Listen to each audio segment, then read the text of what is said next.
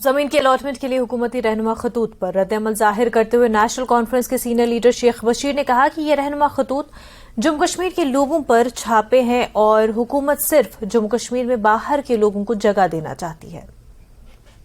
Allotment جو ہے government کا ایک نوٹیفیکیشن آیا یا پہلے اناؤنس کیا ایل جی صاحب نے، انہوں نے کہا کہ ہم 5 مرلہ زمین بے زمین لوگوں کو دے رہے ہیں، لیکن 5 اگست 2019 کے بعد جموں کشمیر کے جو لوگ ہیں وہ 2 چیزوں سے پریشان ہیں کہ ان کے جو لینڈ رائٹس ہیں ان کے اوپر چھاپا پڑنے جا رہا ہے۔ ڈوموسائل سرٹیفکیٹ بنانے کی ضرورت کیوں محسوس ہوئی ہے؟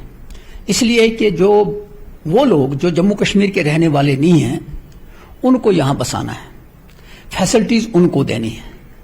پھر ایک اور چیز آپ نے سنا ہوگا کہ یہاں فلیٹس بنے اور ان فلیٹس میں کہا گیا کہ یہ جموں کشمیر کے لوگوں کو نہیں دیے جائیں گے اور جموں کے لوگوں کو نہیں دیں گے، یہ باہر کے لوگوں کو دیے جائیں گے۔ یہ مائنڈ سیٹ جو ہے یہ خطرناک ہے۔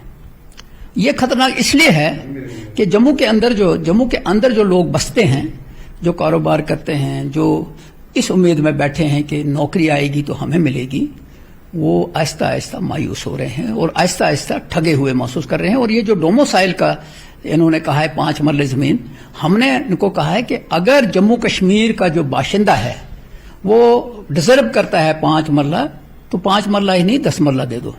5 مرلہ کوئی زمین نہیں ہوتی ہے، 10 مرلہ زمین۔ اب بھی مانتے ہیں کہ جو آؤٹ سائڈرز ہیں انہیں کو فائدہ دینے کے لیے یہ سب ڈرامہ جو ہے، اور یہ میں بی جے پی کے اپنے دوستوں کو کہتا ہوں کہ مت کھیلو آگ سے، یہ آگ آپ کو جھلس دے گی۔